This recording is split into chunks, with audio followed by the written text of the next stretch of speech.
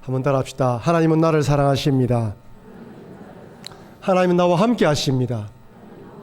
하나님 나의 기도를 듣고 계십니다.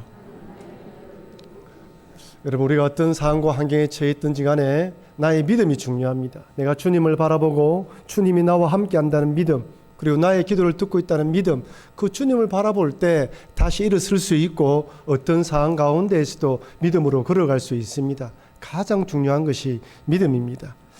저는 앞으로 한 몇 주간 동안 기쁨이라는 키워드를 가지고 여러분과 말씀을 나누려고 합니다. 이 땅에 살아가면서 항상 기뻐하고 기도하면서 순종하면서 또한 감사하면서 살아가야 되지만 우리의 삶의 형편이라는 것이 늘 기뻐할 수도 없고 또한 감사할 수도 없고 기도할 수 없는 상황을 만날 때가 참으로 많이 있습니다. 이렇게 감사하며 기뻐하고 쉬지 말고 기도해야 한다는 걸 알지만 순간적으로 짜증나고 눈물이 나오는 것이죠. 때로는 기쁘지도 않은데 기뻐하려고 하는 모습, 감사하지도 않은데 감사하려는 모습을 보면 내가 위선자인가? 내가 신앙의 위선자가 아닌가?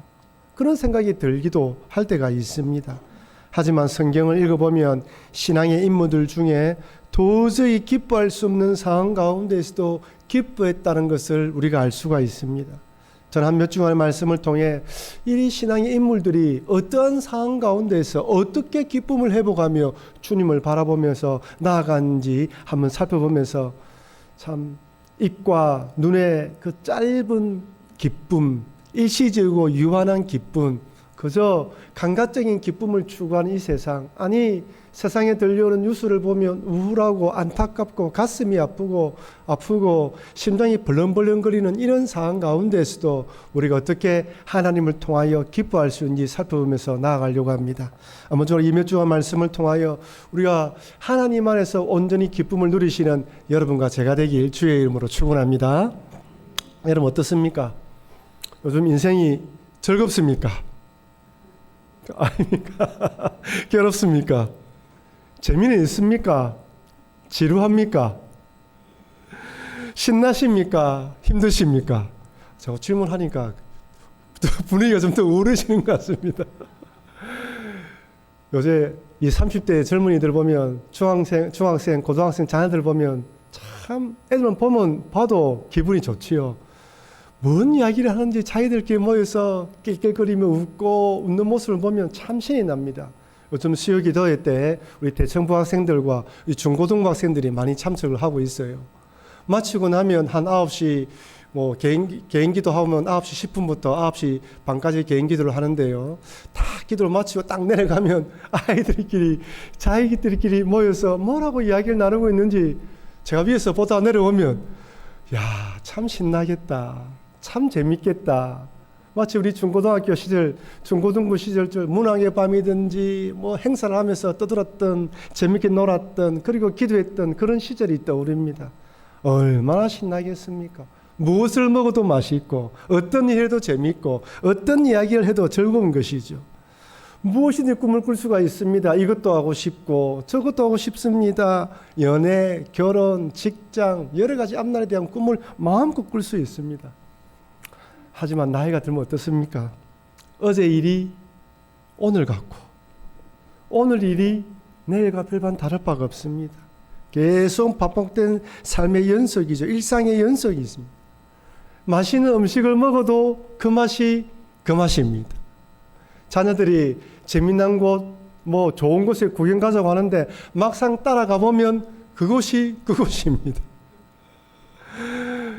어느 정도 인생을 살다 보면 재미나는 것도 만난 것도 다 그것이란 깨닫게 됩니다. 별반 재미가 없어지는 것이죠.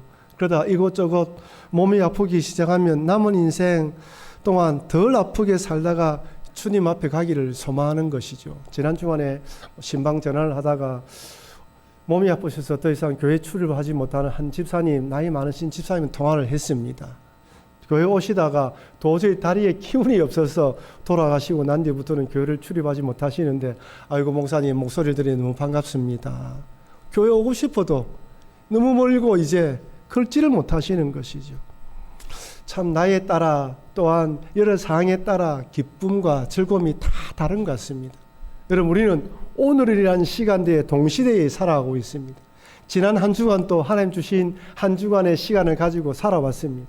어떤 분들에게는 정말 좋고 복되고 기쁘고 즐거웠던 시간이겠지만 또 어떤 분들에게는 한숨이 나오고 힘들고 어려운 시간인 거죠. 눈물의 골짜기를 지나고 이 자리에 앉아 계신 분도 계십니다. 아니 정말 죽고 싶은 마음, 정말 어떻게 하면 좋을까? 앞이 캄캄한 심정으로 정말 지푸라기로 잡는 심정으로 이 자리에 앉아 계신 분도 계실 것입니다. 여러분, 인생에 가장 견디기 힘든 절망의 밤, 영적인 어두움이 밤에 찾아오면 어떻습니까?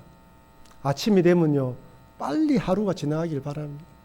밤이 되면 빨리 잠자기를 들기를 바라면서 내일이 오지 않았으면 좋겠다, 이런 생각이 드는 것이죠.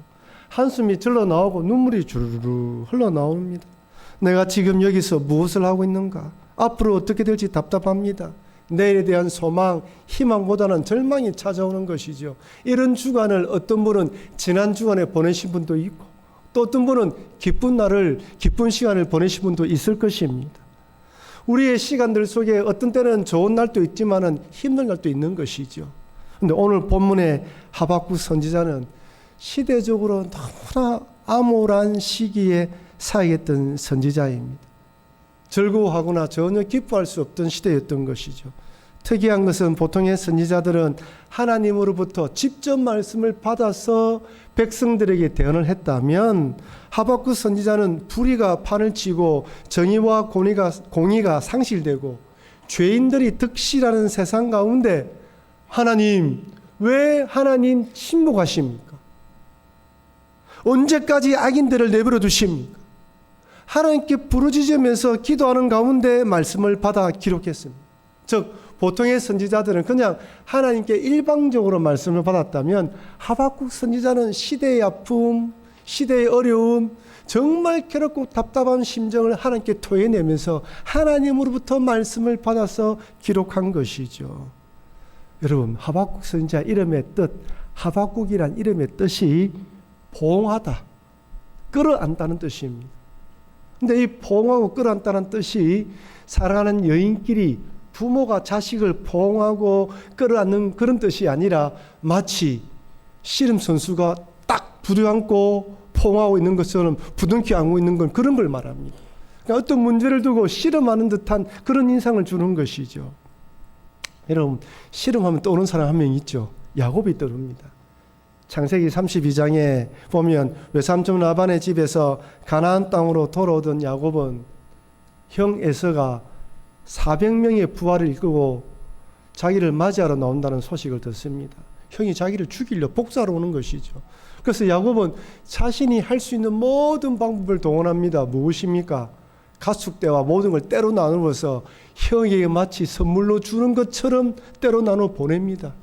그러고도 마음의 안심이 되지 않아서 야복강에 남아서 기도합니다. 여러분 잘 기억하십시오. 우리가 어떤 문제를 만났을 때 내가 할 수 있는 모든 방법을 다 동원해야 됩니다. 하지만 그 문제를 푸시는 분은 누구입니까? 하나님이에요. 야곱은 그것을 깨달았습니다. 지금까지 내 힘으로 살아보려고 몸부림쳤지만은 내 뜻대로 안 되는 일이 많구나. 내 뜻대로 내가 원하는 대로 되지 않는 일이 많구나. 그것을 깨달았던 거예요. 그런데 그날 밤에 거기서 엎드려 기도하고 있는데 성경은 낯선 사람이 찾아왔고 그 사람과 씨름했다고 기록하고 있습니다. 나중에 야곱은 이 사람이 하나님의 사자이며 하나님을 깨달았지만 그 전까지는 이 사람이 자기를 죽이는 사람으로 생각했단 말이에요. 그때 부여안고 살기 위해서 씨름했다는 것입니다. 저는 하박국의 이름을 떠올리면서 하박국이 이 시대의 아픔을 가지고 하나님께 그렇게 매달려 기도한 것이 아닌가 이런 생각을 가졌습니다. 여러분 그렇다면 하박국이 처한 시대적 상황은 어떨까요? 학자들은 하박국이 활동했던 시기를 여호야김 왕 시대로 추정합니다. 여호야김 왕의 아버지는 바로 요시야 왕입니다. 믿음의 왕이었어요. 종교개혁을 단행하며 어떻게 했든지 믿음으로 살아보려고 몸부림을 쳤습니다. 그런데 그 아버지의 신앙이 그 자녀에게로 잘 연결되면 좋은데 이 여호야김 왕은 아버지가 걸어갔던 믿음의 길이 아니라 오히려 그 반대의 길을 걸어갑니다. 여호와 하나님 보시기에 악을 행했던 것이죠. 예레미야서를 보면요, 이 여호야김 왕에게 우리아는 선지자가 하나님 말씀을 가지고 대언했는데 그 선지자 말씀이 듣기 싫어서 죽여버립니다. 예레미야가 바룩을 통하여 하나님 말씀을 기록하여 여호야김 왕이 주었는데 그 하나님 말씀을 불태워버려요. 하나님에 대한 믿음이 없고 백성들은 공의와 정의를 행하지 않았습니다. 불법과 불의의 시대, 우상 숭배와 악한 자들이 득세하는 시대가 바로 하박국 시대입니다. 기도하지 않을 수 없는 거예요. 너무 답답한 거예요. 어떻게 하나님 이럴 수가 있느냐는 것입니다. 그래서 하박국이요, 1장에서 이렇게 기도합니다. 하박국 1장 3절 4절 같이 읽어보겠습니다.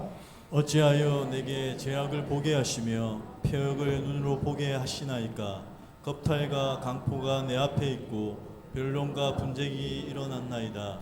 이러므로 율법이 해이하고 정의가 전혀 시행되지 못하오니 이는 악인의 의인을 애워쌌으므로 정의가 굳게 행하여짐이니이다.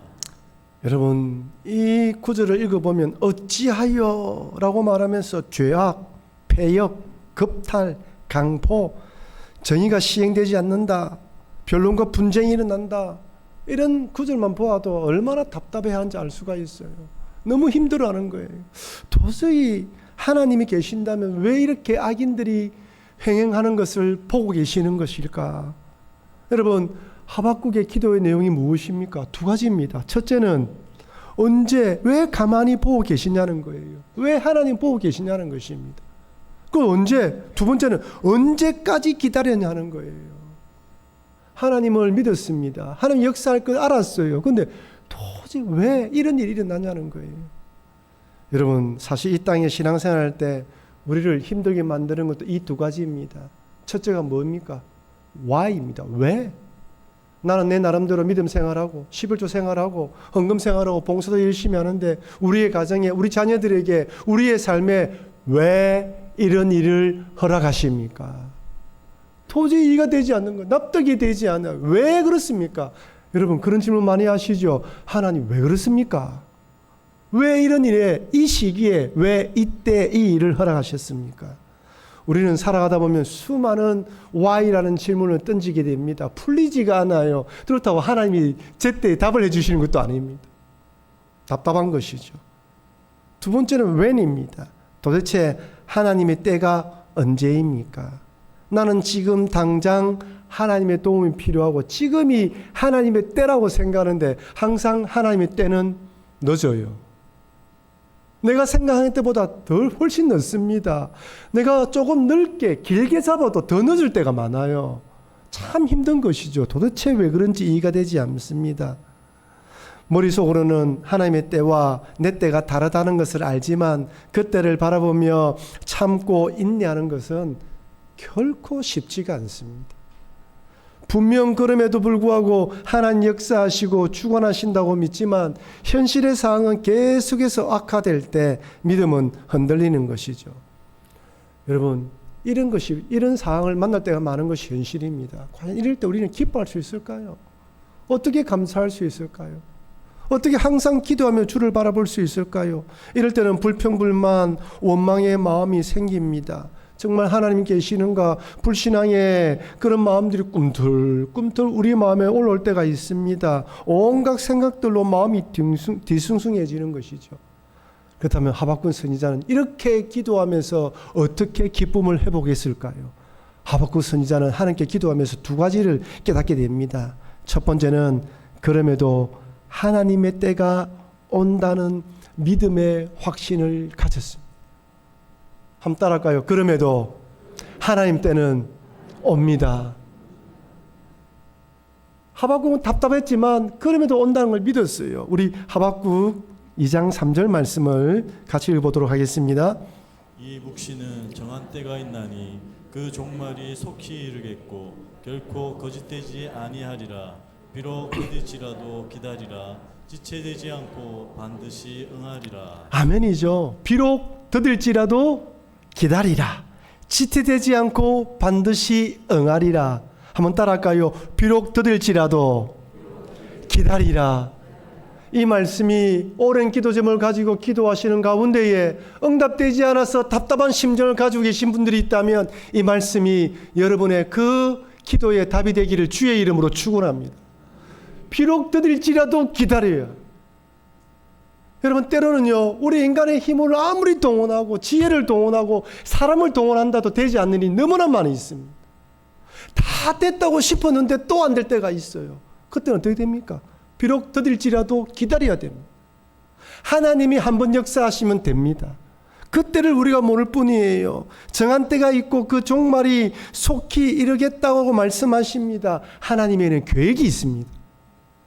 하박국이 하소연하는 것처럼 패역한 이스라엘 백성, 죄를 지은 이스라엘 백성들을 하나님은 어떤 계획을 가지고 있습니까? 바벨론을 통하여 징계하시겠다는 거예요. 바벨론을 몽둥이로 사용하여 징계하시겠다는 것입니다. 하박국은 이해가 되지 않았습니다. 하나님, 저들은 우리보다 더 악한 자들인데요. 그래, 맞다. 그러나 그럼에도 불구하고 나는 몽둥이로 사용하겠다. 여기에 끝이 아니다. 그렇게 몽둥이로 사용한 바벨론은 또 망할 것이고, 그리고 바벨론 포로로 잡혀갔던 이스라엘 백성도 결국에는 돌아올 것이다. 이것이 바로 내가 너희들을 향한 계획이다. 비록 더딜지라도 반드시 이루어질 것이니까 이것을 바라보라는 것입니다. 여러분, 하나님에게는 다 계획이 있습니다. 우리는 기껏해야 100년 안팎을 살아가지 못하지만 하나님은 우리뿐만 아니라 우리 자손들에 대한 믿음의 계획도 가지고 계십니다. 하나님은 우리 시대만 아니라 우리 시대 이후도 우리 교회를 어떻게 인도하실지 계획을 가지고 계십니다. 우리 인간들은 실수하고 넘어지고 실패하고 연약하지만 하나님은 그 실수를 합력하여 선을 이루어 가십니다. 하박국은 그것을 바라보았던 거예요. 비록 내 때에 하나님의 뜻과 공의가 실현되지 않다 할지라도 하나님께서 정하신 그때에 반드시 실현된다. 이것을 믿었던 것입니다. 이런 믿음의 확신이 찾아온 것입니다. 두 번째는 한번 따라할까요? 의인은 믿음으로 말미암아 삽니다. 이것을 깨달았어요. 확실하게 깨달아졌습니다. 하박국 2장 4절입니다. 같이 읽겠습니다. 보라, 그의 마음은 교만하며 그의 속에서 정직하지 못하나 의인은 그의 믿음으로 말미암아 살리라. 여러분, 바벨론의 나라는 정직하지 못합니다. 악한 나라들입니다. 하나님 알지 못하는 이방인입니다. 그러나 그럼에도 불구하고 하나님은 그런 자들을 동원하여 징계하신다, 몽둥이로 사용하신다. 하지만 그런 상황 가운데서도 어떻다고요? 의인은, 하나님 믿는 자는, 하나님의 뜻을 믿는 자는, 하나님의 계획을 인정하는 자는 믿음으로 산다라는 말씀을 받았던 것입니다. 여러분, 아무리 시대가 암울하고 하나님이 계시지 않는 것처럼 보이며 악인이 득실하고 악인들이 자신의 욕심과 탐욕에 따라 살아가며 부정하고 부조리한 세상이다 할지라도 의인은 하나님을 믿는 믿음으로 살아갑니다. 꼭 시선이 그 세상이 아니라 하나님을 바라보며 살아간다는 것이죠. 여러분, 여기서 말하는 믿음은 무엇입니까? 하나님의 정한 때가 있고 하나님은 반드시 역사하신다는 믿음을 말합니다. 비록 3절에서 언급한 것처럼 하나님의 정한 때가 비록 더딜지라도 응하신다는 믿음을 말하는 것이죠. 이렇게 역사하실 하나님을 바라볼 때 우리는 어떠한 상황 가운데서 기뻐할 수 있습니다. 히브리서 10장에서는 이 의인은 믿음으로 산다는 이 말씀을 다시 언급합니다. 히브리서 10장 37절 38절 같이 읽겠습니다. 잠시 잠깐 후면 오시리가 오시리니 지체하지 아니하리라. 나의 의인은 믿음으로 말미암아 살리라. 또한 뒤로 물러가면 내 마음이 그를 기뻐하지 아니하리라 하셨느니라.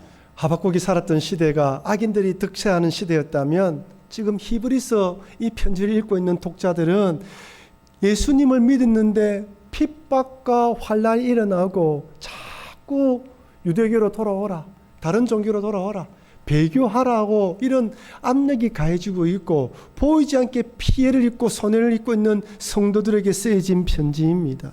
그 성도들에게 잠시 잠깐 후면 오실 이가 오시리니 지체하지 않을 것이다. 주님은 곧 오신다. 그러니 의인은 믿음으로 산다는 거예요. 그렇게 오실 주님을 바라볼 때 의인은 믿음으로 살아간다는 것입니다. 비록 핍박과 박해가 찾아와서 신앙을 포기할 수밖에 없는 상황이 찾아온다 하더라도 그러나 의인은 그 주님을 바라보며 믿음을 지킨다. 여러분 참 힘들고 어려운 시절 그리고 박해가 핍박이 찾아오면 두려워하지 않는 사람이 있겠습니까? 여러분 인생을 살아오면 두렵지 않습니까? 목사님 저도 때로는 두려울 때가 많아요. 이걸 어떻게 하면 좋을까? 여러분 주기철 목사님이 순교하시기 전 아침에 가족들과 식사를 하고 있는데 일본 순사가 찾아왔다고 합니다. 이전에 이미 투옥되어서 고문받았다가 다시 풀려나왔는데 이번에 또 찾아온 거예요. 그러자 목사님이 숟가락을 딱 놓고 자기 기도하는 방으로 들어갔다고 합니다. 한참을 넣어도 나오지 않더래요. 그래서 사모님 들어가 보니까 목사님이 벌벌벌 떨고 있더라고요. 그 목사님도 이제 잡혀가면 어떤 고문을 당할지 아시는 거예요. 사모님이 같이 간절히 기도하고 그 목사님이 기도하면서 두려움을 이겨내고 일본 순사를 잡혀가서 결국 순교당했습니다. 천하의 주기철 목사님도 그렇게 그 일들 앞에서 두려워 떨었던 것입니다. 여러분 내일 수술을 앞두고 있는데 그날 밤에 편안히 잠자는 사람 아무도 없습니다. 내 아내와 내 자녀가 내 배우자가 큰 수술을 앞두고 있는데 내일 아니니까 편안히 잠자자 하는 가족은 아무도 없습니다. 다들 그날 밤에는 하나님을 간절히 찾는 것이죠. 여러분 우리 땅에 살아가면 두려운 일이 많이 있습니다. 힘든 일이 많이 있습니다. 히브리서는 이렇게 핍박과 박해를 앞두고 두려워하는 그리스도인들에게 편지를 쓰면서 그럼에도 의인은 누굴 바라본다고요? 하나님을 믿는 믿음으로 살아가는 자들입니다. 비록 여러분의 현실이 어렵고 힘들다 하더라도 내 상황이 이렇다 하더라도 그럼에도 우리는 믿음으로 살아가는 자들입니다. 우리는 하나님을 믿고 예수 그리스도를 구주로 믿는 자들입니다. 그 믿음으로 주님을 바라봐야 하는 것이죠. 이 땅을 살아가다 보면 믿음과 현실 사이에 갈등할 때가 너무 많이 있습니다. 오늘 이렇게 말씀을 듣고 수요일 날 기도하고 돌아가고 새벽 기도하고 여러분 개인적으로 묵상하고 공동체 바이블 성경 읽기를 읽으면서 말씀 읽을 때는 힘이 납니다. 뭔가 대단한 것 같아요. 뭔가 좋은 일이 날 것 같습니다. 하지만 현실에서는 물 위를 걸으면 물에 푹푹 빠집니다. 홍해가 갈라지지 않아요. 분명 하나님은 주무시지도 않고 졸지도 않는다고 했는데 안 계신 것처럼 생각될 때도 많습니다. 하지만 이때라도 의인은 믿음으로 말미암아 살아가야 합니다. 비록 그럴지라도 하나님은 역사하신다는 믿음을 가져야 되는 것이죠. 이렇게 하박국 선지자가 암울한 현실 가운데 기도하고 하나님께 씨름하듯이 기도하면서 하나님 말씀을 받았습니다.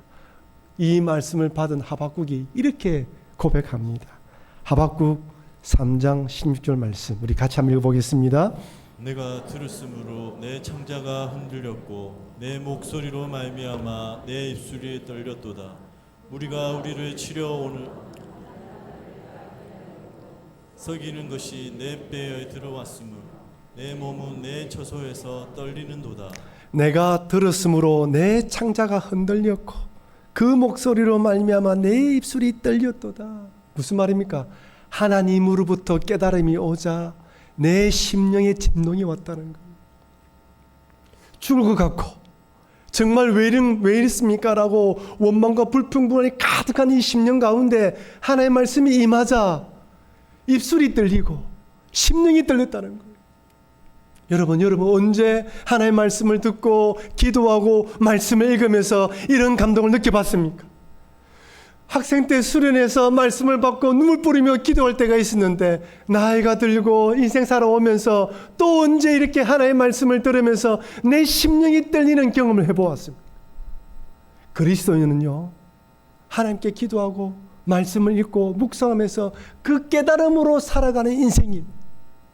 아무리 힘들고 어렵더라도 하박국처럼 하나님과 씨름하면서 그 말씀이 내게 주어질 때, 그래서 내 창자가 흔들리고 내 입술이 떨릴 때 우리는 그 어려움을 극복할 수 있습니다. 여러분들은 하나님의 말씀이 깨달아지면서 창자가 흔들리고 입술이 떨린 경험이 언제입니까? 하나님 만난 성도들, 하나님의 말씀이 깨달아지는 성도들, 우리가 기대하는 바는 이것입니다. 우리가 지금 깨닫고 있는 하나님에 대한 깨달음은 아주 작은 것들입니다. 하나님 더 많은 걸 깨닫게 해주십시오. 더 깊이 깨닫게 해주십시오. 내 온몸이 전율이 일어나고 하나님으로 기뻐할 수 있도록 나를 붙들어 주시옵소서. 여러분, 욥을 한번 보십시오. 욥이 생각지도 않은 고난을 당합니다. 한날에 한순간에 모든 재산을 다 잃어버리고 자녀는 다 죽고 자기 몸에 욕창이 생깁니다. 하루도 마음이 편할 날이 없습니다. 욥이 내 태어난을 저주하면서 하나님을 기도하며 하나님 왜 이런 일을 허락하십니까? 라고 기도해요. 그때 친구들이 찾아와서 이야기를 합니다. 쉽게 이야기해요. 네가 죄가 있어서 그렇지. 네 죄 때문에 네가 고난을 받는 거지 않느냐라고 이야기를 합니다. 욥아 아무리 생각을 해봐도 그러면 너희들은 왜 아무 일이 없느냐? 니나 내나 똑같은데 끊임없이 이야기를 나누지만 답을 찾지 못합니다. 그것이 38장까지 길게 연결되어 있습니다. 근데 38장에 하나님이 폭풍우 가운데 욥에게 나타나십니다. 중요한 것은 하나님이 욥에게 고난의 이유를 설명해 주지 않았다는 거예요. 하나님이 욥에게 찾아와서 묻습니다. 질문을 합니다. 욥아, 이 우주 만물이 어떻게 만들어진 줄 아느냐? 하늘의 별들이 어떻게 창조된지 아느냐? 바다 저 깊은 곳에 길이 어떻게 놓여지는지 네가 아느냐? 욥이 대답할 수 없는 질문을 합니다. 무엇을 말하는 겁니까? 하나님의 생각과 하나님의 뜻과 하나님의 계획은 네가 생각하는 것과 다르다는 것이죠. 네가 생각을 넘는다는 것이죠. 그것을 깨달은 욥, 하나님의 질문을 버붓듯이 붙는 질문을 들은 욥이 고백하기를 이래 고백합니다. 욥기 42장 2절 3절 주께서는 못하실 일이 없사오며 무슨 계획이든지 못 이루실 것이 엄줄 아오니 무지한 말로 이치를 가리는 자가 누구이나이까? 무슨 말입니까?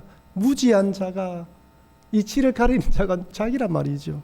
나는 깨닫지도 못한 일을 말하였고 스스로 할 수도 없고 헤아리기도 어려운 일을 말하였나이다. 내가 뭐 안다고 하나님께 이야기를 했지만 정말 하나님 앞에 아무것도 아니군요. 나는 부족합니다. 하나님 아무것도 아닙니다. 그러면서 욥이 말하기를 내가 하나님께서 귀로 들었는데 이제 눈으로 보게 되었다라고 고백하게 됩니다.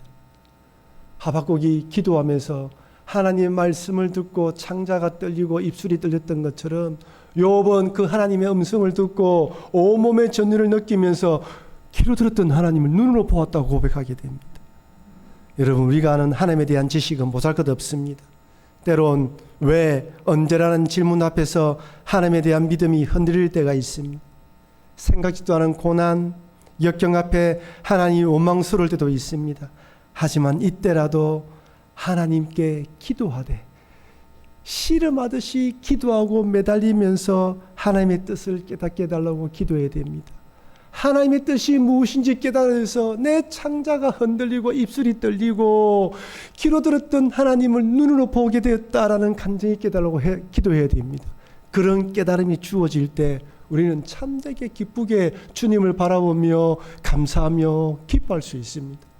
이런 깨달음을 얻은 하박국이 어떻게 기뻐합니까? 하박국 3장 17절 18절 말씀을 같이 읽도록 하겠습니다. 비록 무화과 나무가 무성하지 못하며 포도나무에 열매가 없으며 감람나무에 소출이 없으며 밭에 먹을 것이 없으며 우리의 양이 없으며 외양간에 소가 없을지라도 나는 여호와를 말미암아 즐거워하며 나의 구원의 하나님을 말미암아 기뻐하리로다. 아멘이죠. 이 깨달음, 하나님에 대한 깨달음, 하나님의 뜻을 확실히 깨닫고 난 뒤에 하박국이 고백합니다. 여러분, 무화과 나무, 포도나무, 감람나무, 밭, 우리와 외양간, 양, 이런 건 뭘 말할까요? 나의 현실을 말합니다. 내게 주어진 상황을 말하는 것이죠. 내게 이런 것이 없어진다 하더라도, 설령 이것을 빼앗겨서 없어진다 하더라도 하나님의 구원, 여호와로 말미암아 나는 기뻐하고 즐거워하겠다고 고백합니다. 즉 하나님의 구원을 깨달았기에, 하나님의 뜻을 깨달았기에, 그저 현실에만 몰두했던 눈이 주님을 바라봄으로 참된 기쁨을 발견한 것입니다. 여러분, 우리의 시선이 여기가 아니라 주님 안에서 뜻을 발견하게 되면 모든 상황을 극복하고 하나님을 통하여 기쁨을 누릴 수 있습니다. 사랑하는 성도 여러분, 하박국은 죄가 만연하고 불의와 부조리가 판을 치는 세상에 살고 있었습니다. 어떻게 하나님께서 살아 역사하신다면 이렇게 내버려 두실 수 있을까라는 불평과 불만을 할 수밖에 없는 시대였습니다. 이런 상황 가운데 하박국은 하나님께 씨름하면서 기도했고, 결국 그럼에도 하나님의 때는 비록 더딜지라도 이루어진다는 그 말씀과 의인은 믿음으로 살아간다는 그 깨달음을 가지고 창자가 떨리고 입술이 떨리면서 여호와 하나님을 기뻐하며 노래했습니다. 사랑하는 성도 여러분, 이 혼란하고 어두운 시절 뉴스를 바라보며 가슴이 답답하고 세상을 바라볼 때 숨이 막힐 것 같은 이 시대 가운데에 우리가 바라봐야 할 것은, 그럼에도 불구하고 하나님은 역사하시고 의인은 믿음으로 살아간다는 이 고백과 이런 고백들이, 깨달음들이 우리 마음에 많이 깨달아질 때 여호와로 기뻐할 수 있습니다. 이런 여호와로 기뻐하시며 이런 깨달음으로 주를 바라보며 기뻐하시는 여러분과 제가 되길 주의 이름으로 축원합니다.